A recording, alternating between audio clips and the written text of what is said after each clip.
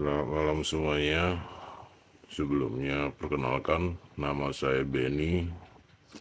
Saya seorang antropolog, arkeolog.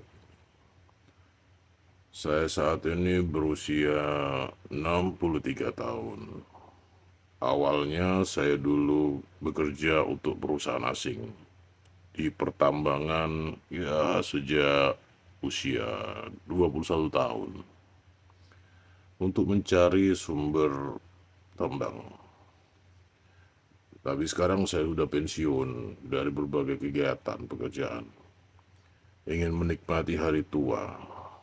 Ya, sekarang tinggal berbagai cerita atau pengalaman yang mungkin bagi banyak orang belum bisa dipercaya. Waktu itu karena saya sering melakukan pekerjaan berbagai ekspedisi, anggaplah berpetualang dari suatu daerah ke daerah lain di berbagai belahan bumi ini dan memiliki banyak pengalaman. Maka akhirnya saya memutuskan untuk keluar dari perusahaan dan membentuk tim sendiri. Tim saya banyak mendapat kontrak kerja dari banyak pihak untuk melakukan ekspedisi pencarian. Dan semakin lama kami banyak mendapat kontrak kerja yang aneh-aneh. Bukan hanya sekedar mencari sumber tambang, tapi juga mencari artefak atau benda purbakala. Ya, permintaan dari kalangan tertentu yang tidak bisa saya sebutkan di sini ya. Meski saya sudah pernah menjelajahi berbagai benua, berbagai negara, tapi sampai saat ini saya masih meyakini masih banyak hal-hal yang belum pernah diketahui dan belum terpecahkan oleh manusia. Kadang kami menemukan benda-benda di luar apa yang ditentukan dalam kontrak kerja kami. Biasanya kami dikontrak untuk menemukan artefak atau benda atau semacam peralatan kuno gitu ya, buatan manusia yang telah berusia ribuan tahun, tapi di perjalanan kami menemukan fosil hewan. Dan apapun temuan kami, meskipun di luar kontrak, dia tetap dihargai oleh pihak yang telah mengontrak kami. Pada tahun 1995, 1995 ya, pernah kami menemukan sebuah artefak, sebuah benda yang telah diteliti itu berusia sekitar 2500 tahun sebelum Masehi. Ya masih sejaman dengan piramid lah. Mungkin sejaman juga dengan Stonehenge yang ada di Inggris itu. Di Wiltshire, Inggris, sekitar ya 13-15 kilometer dari Salisbury. Saya juga pernah ke sana beberapa kali. Benda ini waktu itu ditemukan di Afrika. Benda yang berbentuk lempengan bulat, berdiameter 40 cm atau sekitar 16 inch. Tebalnya itu 15 cm atau sekitar 6 inch, terbuat dari logam. Di artefak itu banyak terdapat ornamen semacam ukiran, semacam huruf atau kode. Yang anehnya setelah diteliti tidak berhubungan atau tidak ada kemiripan sama sekali dengan huruf apapun yang pernah ditemukan sebelumnya di belahan bumi ini. Kalau diperhatikan tampaknya benda ini semacam mesin ya diperkirakan untuk menentukan waktu. Tapi diyakini fungsinya lebih dari itu. Bahkan diyakini bisa membalikkan waktu. Ya saya kurang percaya karena itu. Tapi untuk saat ini saya sudah nggak tahu dah kabarnya tentang penelitian benda itu. Karena tugas saya waktu itu sama tim hanya mencari atau menemukan. Kebanyakan juga seperti itu sih. Apa yang kamu temukan, penelitiannya dirahasiakan. Jadi beberapa hari yang lalu salah satu keponakan saya bertanya, apakah naga itu benar-benar ada. Apakah pernah ada, lalu punah? Apakah masih ada hingga kini? Atau hanya cerita fiksi atau sebuah mitos? Tim saya belum pernah mendapat kontrak kerja untuk mencari tahu keberadaan naga atau bukti fosilnya. Belum pernah, belum pernah. Dari dulu sejak anak-anak saya sudah sangat tertarik dengan naga ya. Saya suka sekali. Naga dari versi manapun saya suka. Tapi apa yang akan saya ceritakan pengalaman saya kali ini itu mungkin akan banyak mengubah pandangan orang. Ya, tapi terserah. Saya hanya bercerita saja apa yang pernah saya alami bersama tim saya.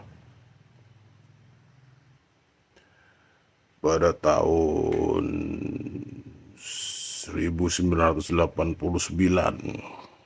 saat itu saya usia 29 tahun. Ya, saya ingat betul. Karena ekspedisi kami saat itu saya sedang berulang tahun. Ekspedisi ada di Indonesia, di wilayah Papua atau Irian Jaya. Kami ada kontrak untuk menemukan sebuah artefak yang disinyalir atau diperkirakan ada di sana. Artefak ini berupa sebuah mahkota. Ya tentu saja bukan mahkota biasa ya. Sebuah mahkota yang pernah dipakai oleh seorang penguasa atau raja di dunia ini. Dan dipercaya mahkota tersebut memiliki kekuatan. Tapi dalam hal ini yang dimaksud adalah sebuah teknologi yang mungkin dimiliki oleh peradaban manusia ribuan tahun lalu. Karena pihak yang mengontrak kami meyakini bahwa manusia mengalami kemunduran teknologi. Ya, tapi bisa saja ya, mahkota yang dimaksud itu bisa berupa semacam perangkat yang dikenakan di kepala.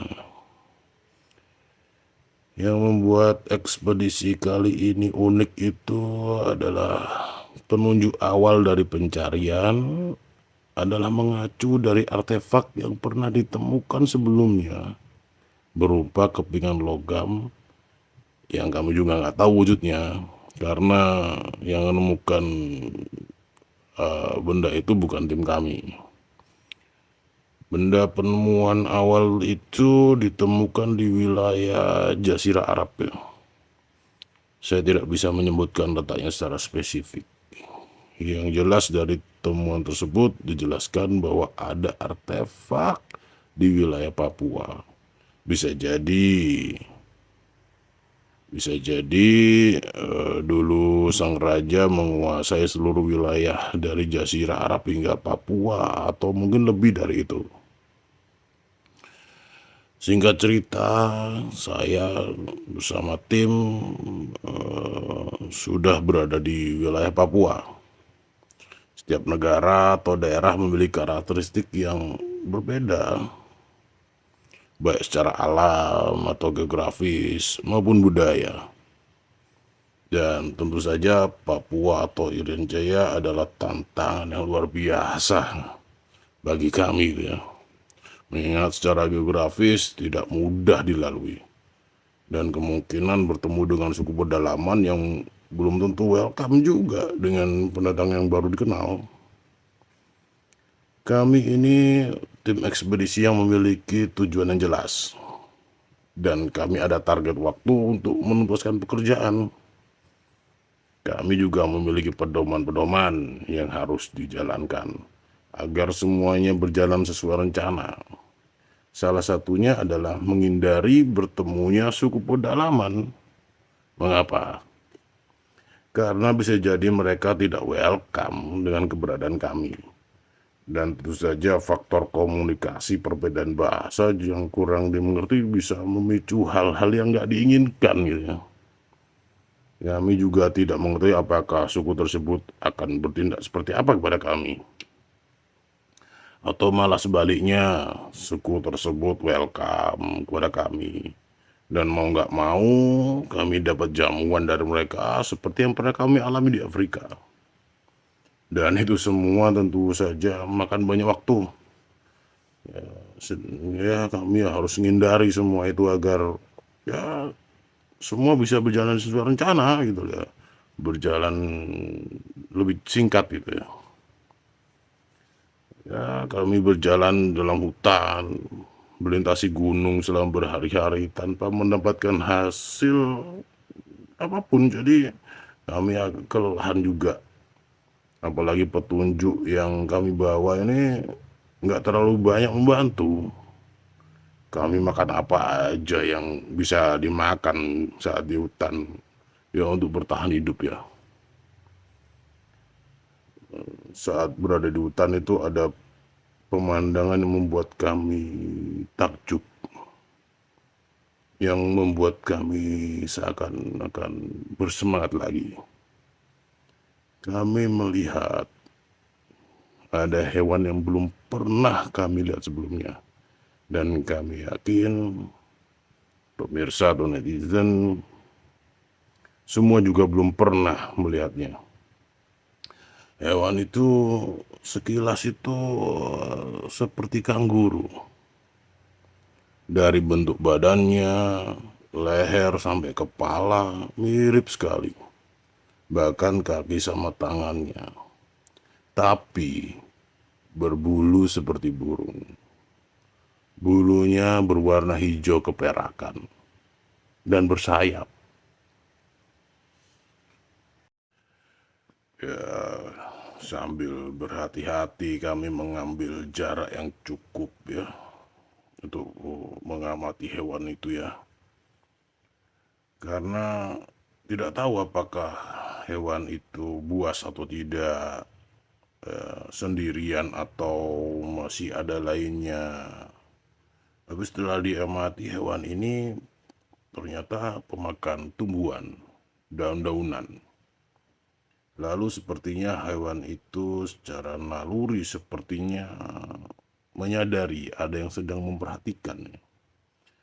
Lalu dia bergerak berlari menjauh. Kami tidak berusaha mengejar atau ingin tahu lebih jauh tentang hewan itu. Kami tidak mau ya. Karena kami harus fokus dengan tujuan kami. Beberapa saat kemudian kami sampai di sebuah tanah yang agak lapang. Dan kami terkesima menyaksikan hewan tadi dalam kondisi berkelompok. Jumlahnya nggak banyak, ya sekitar 20 ekor lah. Sepertinya mereka memang hidup berkelompok. Dan kami juga nggak tahu apakah ada kelompok lainnya atau hanya kelompok itu saja. Yang aneh ya, kenapa hewan ini tidak familiar. Bahkan setelah kami selesai ekspedisi sampai di rumah, kami mencari tahu tentang hewan-hewan ini. Tapi nggak pernah kami temukan itu. Bahkan kami bertanya dengan para ahli. Ya mereka tidak tahu tentang hewan-hewan yang kami lihat itu. Ya pada saat itu hewan-hewan itu seperti dikomando. Serempak berlari-lari kecil gitu ya. Lalu agak kencang, semakin kencang. Ada yang mengepakkan sayapnya. Tapi sepertinya hewan-hewan ini memang meskipun punya sayap dan berbulu, mereka tidak bisa terbang gitu. Saya jadi teringat dengan burung onta ya. pada waktu itu ya. Lalu kami melanjutkan perjalanan. Berjalan dan tiba di sebuah bukit ya. Dan sesuai petunjuk yang terbatas, kami memutuskan harus menaiki di atas bukit. Ya, bukitnya kondisinya cukup terjal dan harus sangat berhati-hati saat mendaki. Beberapa kali ya di antara kami ada yang terpeleset jatuh, tapi tidak tidak menimbulkan cedera yang serius ya. Sampai di atas kami agak kelelahan, jadi duduk-duduk gitu ya. Saya agak sedikit memperhatikan apa yang sedang diduduki oleh teman saya ya. Enggak diduduki sih ya. Dia bersandar gitu ya, bersandar pada sebuah benda bulat gitu ya. Benda bulat yang cukup besar gitu ya. Benda ini saya perkirakan berdiameter sekitar 120 cm lah. Bentuknya bulat simetris seperti bulat roda gitu ya. Bukan seperti telur yang agak lonjong itu, bukan. Dia bulat simetris gitu ya. Penasaran juga apa benda ini, dan saya lihat berserakan, tidak cuma satu, ada eh, delapan, delapan, delapan bulatan itu, ada 8 benda itu. Bentuknya keras ya, seperti batu ya. Tapi saya temukan lagi itu eh, sudah agak terbelah gitu ya. Ada yang pecah, jadi totalnya 9 gitu ya. Lalu kami mulai eh, penasaran lah dengan benda ini. Benda apa ini ya? Bentuknya seperti ini.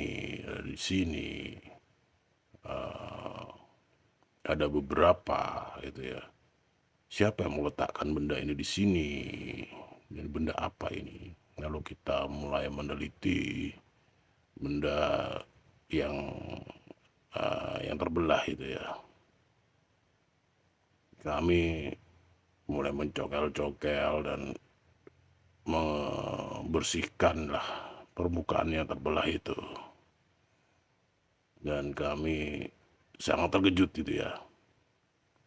Kami melihat ada semacam fosil makhluk gitu ya, hewan gitu ya. Mungkin embrio hewan gitu ya, sebesar itu gitu ya. Telur, itu telurnya itu berarti ya. Ini kami tentunya sangat penasaran.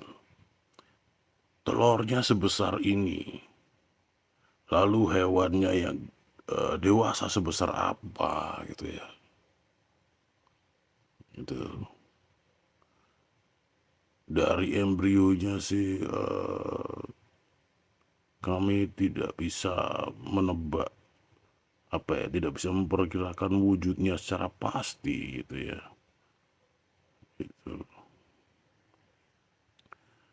Di saat kami sedang meneliti dan memperhatikan telur-telur itu, salah seorang dari kami tiba-tiba menunjuk, memberitahu kami dengan berbisik di seberang di mana kami berdiri, tepatnya di bukit seberang. Saya sendiri kurang perhatikan apa, terus dia menunjuk-nunjuk lagi. Kami berkumpul, dia menunjuk lagi. Dan jelas sekali ada hewan melata yang jika kami eh, buat skala dengan bukit itu, hewan ini besar sekali, sangat besar sekali. Bisa diperhatikan dari ukuran bukit dan ukuran hewan itu. Dan hewan itu tampak jelas sekali. Hewan itu merangkak menuju atas bukit. Warnanya sekilas tampak dari jauh itu abu-abu, abu-abu kehijauan itu ya. Dia merangkak ke atas bukit. Kami sangat ketakutan sekali. Hewan apa ini? Ketika dia di atas, tampak jelas sekali hewan ini bersayap. Dia merentangkan sayapnya. Dan luar biasa. Sangat luar biasa sekali. Hewan ini hanya dengan beberapa kali mengepakkan sayap, dia terbang, melesat tinggi. Sungguh kami sangat ketakutan juga waktu itu. Kami nggak tahu apakah ini hewan buas, mengingat besar ukurannya. Dan hewan ini waktu itu tidak mengeluarkan suara apapun ya, tidak mengaum atau dari mulutnya tidak mengeluarkan apapun suara. Dengan sekali kepakan sayap saja dia terbang tinggi, lalu menukik ke bawah. Di saat itu kami sangat pasrah sekali, karena arahnya menuju pada kami. Kami langsung tiarap semua, bersembunyi. Jarak antara kami dengan hewan ini cukup dekat. Cepat sekali dia melintas. Wush, terbang di atas kami. Tapi ada sesuatu yang aneh sekali. Dengan hewan sebesar itu, benda sebesar itu, dia tidak memerlukan kepakan sayap berkali-kali. Dan terbangnya begitu senyap. Senyap sekali. Hanya ketika melintas pada kami hanya hembusan angin saja. Dan itu tidak terlalu sampai menggoncangkan apapun gitu ya. Terpaan angin yang lembut gitu ya. Padahal dengan kecepatan yang luar biasa. Kalau dibandingkan dengan pesawat, ada terpaan angin dan sebagainya. Ya. Ini senyap sekali. Hanya sedikit goyangan ya ranting itu saja. Dan kami hanya seperti diterpa angin lembut begitu saja. Dia melintas di atas kami. Lalu menukik ke atas. luar biasa cepatnya. Dalam sekejap dia sudah menembus langit, tidak tampak lagi dalam pandangan kami.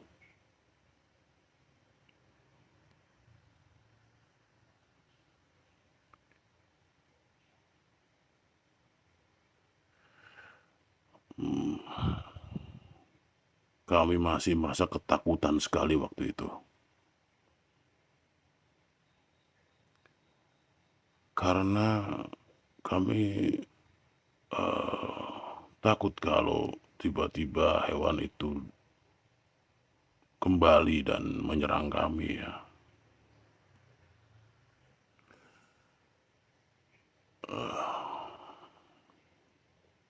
Lalu kami memutuskan untuk segera meninggalkan bukit itu, mencari tempat berlindung yang aman. Tidak mungkin bagi kami untuk membawa fosil telur itu karena terlalu berat. Menggesernya pun saja kami tidak mampu, apalagi membawanya pulang.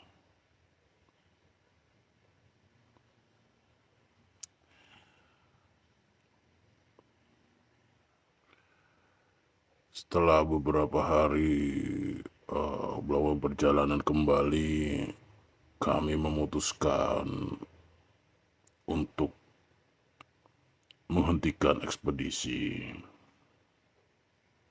Mengingat perjalanan kami sudah sangat panjang sekali. Dan pengalaman bertemu dengan hewan itu kami berpikir lebih jauh. Karena siapa tahu hewan ini tidak satu. Mungkin dia berkelompok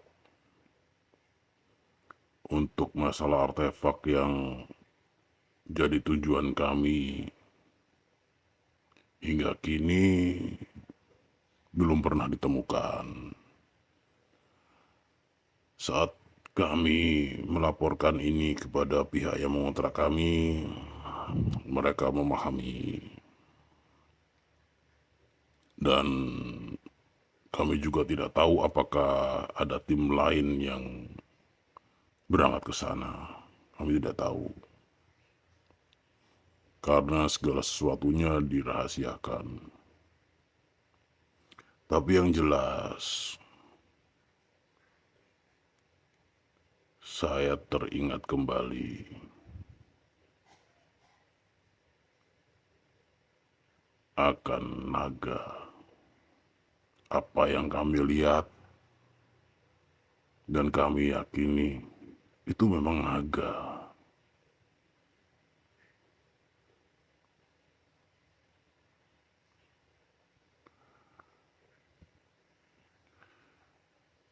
Setelah kami berkonsultasi dengan para peneliti, dugaan dugaan kami waktu itu mungkin bukit itu dulu ribuan tahun yang lalu adalah sarang dari sang naga. Tapi karena berkembangnya zaman, mungkin koloni mereka, naga itu mencari tempat lain yang lebih aman untuk bersarang. Melihat kecepatannya, saya ingat sekali. Mereka bisa terbang tinggi sekali. Secepat itu. Cepat sekali. Melesat begitu cepat.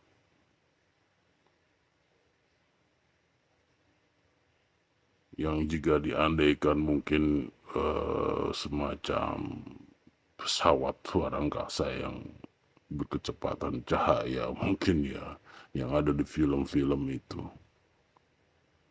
Atau bisa jadi mereka memang berterbangan di luar sana, di angkasa sana.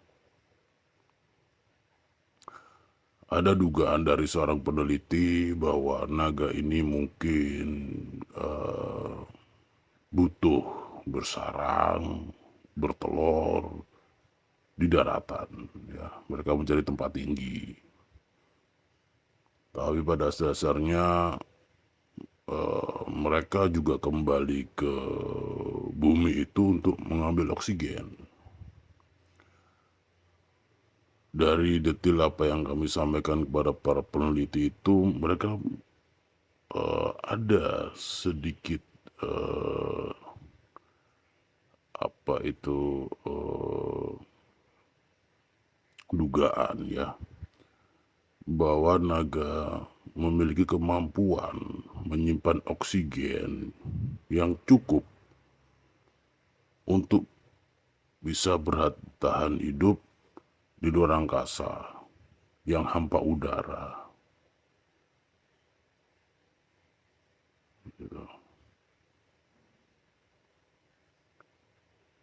Bisa jadi mereka di luar angkasa sana, bisa jadi. Dan mereka kembali ke bumi untuk sekedar istirahat di sarangnya dan mengambil oksigen secukupnya.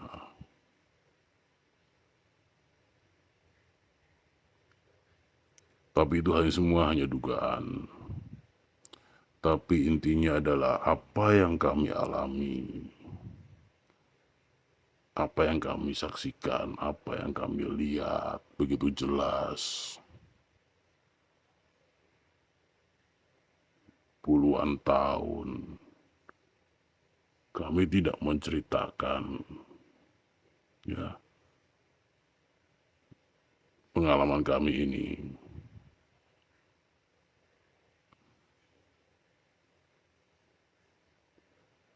Karena sebuah pertanyaan dari keponakan, akhirnya saya menceritakan tentang hal ini. Ya, saya tidak berharap pemirsa bisa mempercayainya. Tapi satu hal yang pasti, di bumi ini banyak sekali yang belum terungkap.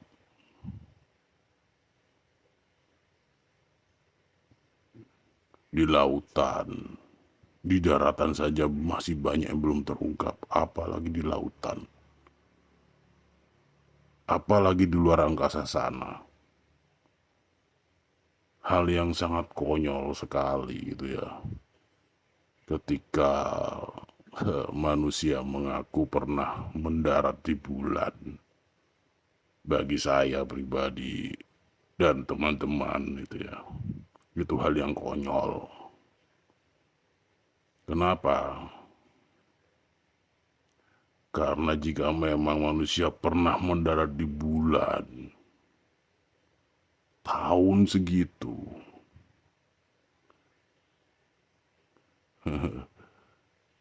di masa sekarang, manusia sudah bolak-balik ke sana. Kenyataannya mana?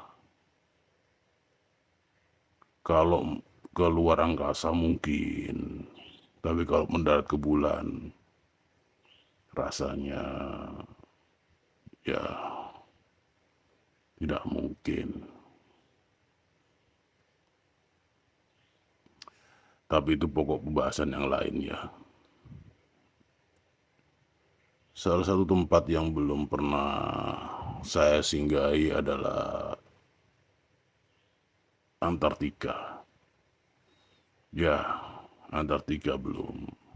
Tapi salah seorang teman saya yang sekarang tinggal di Jakarta pernah mengikuti sebuah ekspedisi ke sana. Ya, siapa tahu nanti kami bisa ngobrol-ngobrol dan bisa menyampaikan cerita-cerita kami lainnya. Terima kasih. Terima kasih semuanya. Selamat malam.